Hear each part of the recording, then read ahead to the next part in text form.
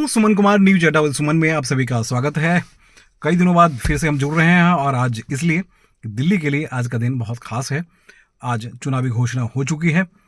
चुनावी बिगुल जिसे कहते हैं बजना, वो बजा दिया गया है। जी हाँ, इसी वक्त थोड़ी देर पहले चीफ इलेक्शन कमिश्नर उन्होंने प्रेस कॉन्फ्रेंस करके इसे डिसाइड कर दिया कि दिल्ली विधानसभा का जो चुनाव है वो 5 तारीख को वोटिंग होगी और 8 तारीख को काउंटिंग होगी।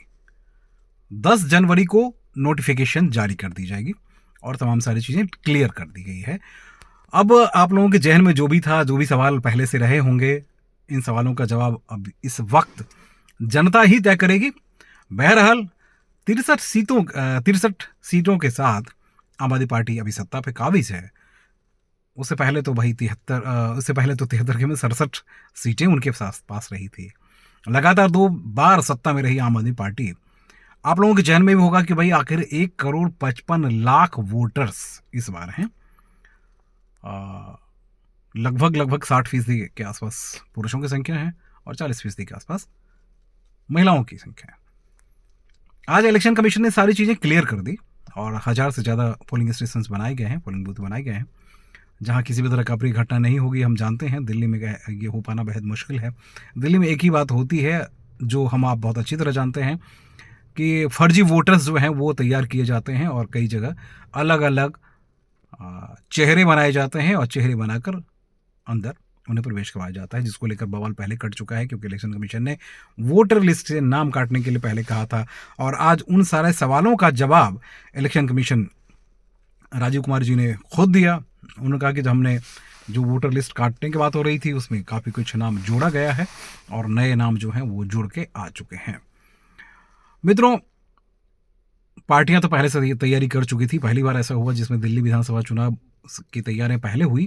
आम आदमी पार्टी सबसे पहले अपना कैंडिडेट डिक्लेयर कर दी, फिर कांग्रेस ने की, फिर उसके बाद बीजेपी ने की। अब दिल्ली को चाहिए क्या? दिल्ली को पानी चाहिए फ्री में, दिल्ली को फ्री में चाहिए बिजली, दिल्ली को फ्री में चाहिए सड़क, दिल्ली को फ्री में चाहिए क्या क्या स्वास्थ्य, दिल्ली को फ्री में चाहिए एजुकेशन। ये तो सरकारें सब देती है।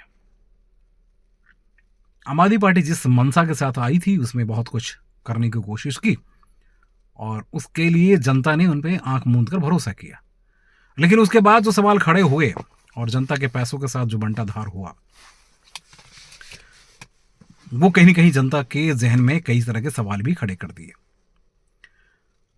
एक तरफ वो आदमी, आम आदमी पार्टी के नेता, जो कहता था कि हवाई चप्पल में ही रहूंगा, एक सिर्फ रिनॉल्ट पेन ही पहनूंगा, पेन ही ले काम करूंगा, हवाई चप्पल से नीचे जाऊंगा नहीं, अपनी वैगन आर में चलूंगा, घर लूंगा नहीं, घर भी लिया, टोटी जो है सोने की टोटी लगवाई, वो तमाम सच्चा। अभी शीश महल आप देख ही रहे हैं, 7 करोड़ से लेकर 38 करोड़ तक पहुंचा। अभी सीएजी की रिपोर्ट जो है वो बहुत पुरानी रिपोर्ट है जो अभी दलील दी जा रही है। एक मसला वो है। दूसरी तरफ बीजेपी है। बीजेपी के पास मुख्यमंत्री का चेहरा नहीं है, लेकिन बीजेपी जब लड़ती है तो प्रधानमंत्री के चेहरे पर लड़ती है। और यहाँ बीजेपी की हकीकत आप जानते हैं, बहुत अच्छी तरह जानते हैं। यहाँ बड़े से बड़े नेता जो झोंक दिए गए हैं। यहाँ आम आदमी पार्टी की हालत जो वही हालत बनी हुई है जो शादी तो हुई लेकिन कई बाराती जो है इधर से उधर भाग चुके हैं।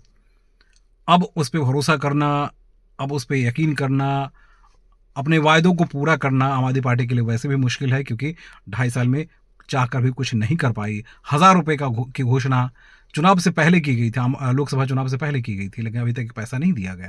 तो इसलिए जनता के जहन में वो है। अब यहाँ 2500 की घोषणा तो ऑलरेडी कांग्रेस कर चुकी है। अगर हम आते हैं तो 2500 रुपये आपको दे देंगे। अब बीजेपी क्या घोषणा करती है उस पर भी हम सबों की निगाह होगी, है कि नहीं? अब प्रधानमंत्री वैसे ही खासकर देश की राजधानी के लिए कल स्पेशल पैकेज घोषणा कर दिया है। अभी की जो सूरत हाल है उसमें एक बात जो मुझे मेरी समझ में आ रही है, बीइंग अ जर्नलिस्ट, अभी हम लोग चर्चा कर रहे थे कि मुसलमान जो हैं वो तकरीबन 23 ऐसी सीटें हैं जिस पे सबसे ज्यादा इंपैक्ट डालते हैं। वहां कांग्रेस की पकड़ रही है। कांग्रेस के उस वोट को आम आदमी पार्टी ने खाया है, लेकिन आम आदमी पार्टी ने उनको धोखा दिया है या नहीं, ये वहां की जनता तय करेगी।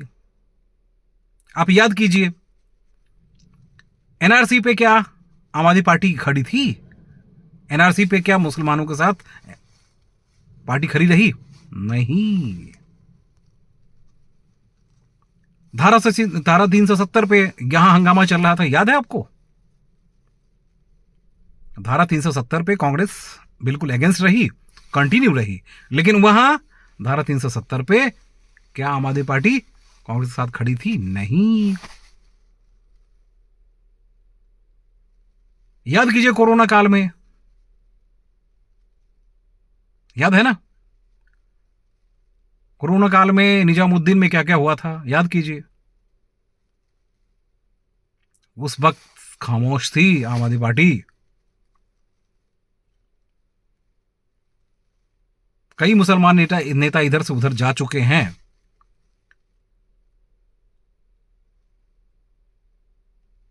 क्योंकि आम आदमी पार्टी मुसलमान वोटर को अपना वोट मानती है। आप याद कीजिए, डिप्टी सीएम अभी इसलिए उस इलाके में गए क्योंकि उन्हें लगा कि 15% वोटर्स जो है वो मुसलमान वोटर हैं, उनका इंपैक्ट पड़ेगा। लेकिन वहां फरहाद सूरी है, तरविंदर मारवा है, सिर्फ 2223 वोट से ही वहां आम आदमी पार्टी जीत पाई थी। नई दिल्ली की हम हकीकत बताते हैं, नई दिल्ली की हकीकत भी वही कमोवेश है कि वो हिस्सा जो है वहां सर्विस क्लास के लोग ज्यादा हैं। बिजली पानी तो आप दे रहे थे, इधर प्रधानमंत्री ने भी घोषणा कर दी है कि हम जो जन सुविधाएं दी जा रही है उसे हम बिल्कुल वापस नहीं लेंगे।